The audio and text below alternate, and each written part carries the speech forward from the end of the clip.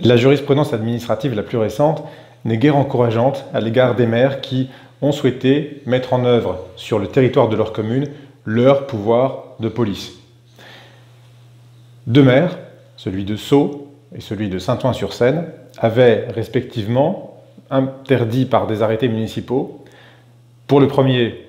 la circulation des piétons sur le territoire de sa commune lorsqu'ils n'étaient pas porteurs d'un masque,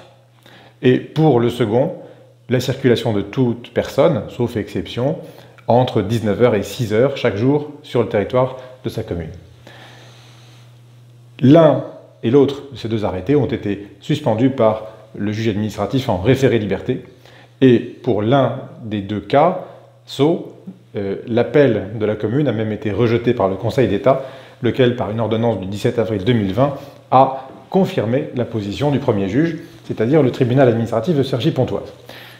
Pourquoi ces décisions juridictionnelles ont-elles été prises, alors que on peut saluer la façon dont ces deux maires ont souhaité participer à l'effort national de confinement en imposant des mesures qui allaient un tout petit peu plus loin que celles déjà imposées, déjà lourdes,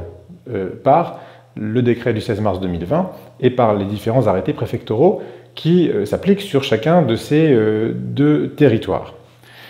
En réalité, le juge administratif est le garant des libertés individuelles. Et lorsqu'une mesure de police est prise, c'est toujours une liberté individuelle qui est en recul. La question pour le juge administratif, c'est de savoir si il est judicieux qu'une liberté soit en recul en fonction d'un objectif de santé publique qu'on a poursuivi. Et en l'occurrence, le juge a examiné l'arsenal de mesures déjà prises à l'échelle nationale pour considérer qu'il n'y avait pas lieu d'en rajouter, en quelque sorte, et qu'il n'y avait pas lieu, pour ces deux maires, d'imposer pour l'un le port du masque et pour l'autre un couvre-feu. Cela ne veut pas pour autant dire que le maire serait totalement privé de ses pouvoirs de police en période épidémique. J'en veux pour preuve la position du juge administratif sur des arrêtés avant le confinement qui n'avaient rien à voir, mais en matière de santé publique également, qui portaient sur le fait de répandre des pesticides. Certains maires avaient cru pouvoir imposer des arrêtés faisant interdiction de l'usage des pesticides. Ils ont souvent été suspendus, ces arrêtés, pas au motif que le maire avait pris des mesures qui étaient sur le territoire, ou sur le périmètre plutôt,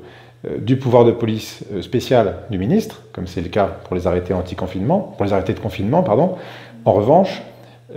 sur ces arrêtés anti-pesticides, il avait plutôt considéré que les risques allégués par les communes n'étaient pas suffisamment avérés et donc ne justifiaient pas qu'il soit pris des mesures des mesures d'interdiction telles que celles qui avaient été prises. Bon, donc, mesdames, messieurs les maires, comme j'ai pu le lire ou l'entendre, ne considérons pas que cette ordonnance du 17 avril 2020 serait un coup d'arrêt au pouvoir de police des maires, pas du tout. L'ordonnance du 17 avril 2020 n'a rien de nouveau, elle se borne à rappeler le régime juridique applicable, pouvoir de police général qui s'exerce concurremment avec le pouvoir de police spécial, les pouvoirs de police spéciaux dans différents domaines, et il est tout à fait possible à un maire, lorsque les circonstances locales le justifient, eh bien, d'aménager les conditions dans lesquelles la circulation des individus a lieu dans sa commune. Et il est notamment indispensable que les maires se saisissent de ces pouvoirs de police, d'une part, et même du pouvoir d'organisation des services publics communaux, d'autre part, dans le cadre du déconfinement. Le déconfinement, c'est une opération délicate. Elle est délicate au plan sanitaire, d'après ce qu'on nous explique, mais chaque commune va devoir, au plan local, aménager les conditions dans lesquelles on va réorganiser les interactions humaines, notamment à la faveur de la réouverture des écoles, dont les maires sont les premiers responsables. Donc, mesdames, messieurs les maires, saisissez-vous au contraire de ces pouvoirs de police générale, et en revanche, utilisez ces pouvoirs de police à bon escient, c'est-à-dire pas en voulant vous substituer au ministre ou au président de la République, mais en voulant au contraire, à l'échelle locale, de façon circonscrite dans le temps et dans l'espace, organiser la vie commune, organiser la vie ensemble pour que non seulement le déconfinement se passe dans des bonnes conditions, mais encore pour que la responsabilité de la commune, qui pourrait être engagée justement par le fait d'une absence d'organisation, voire d'une désorganisation, eh bien,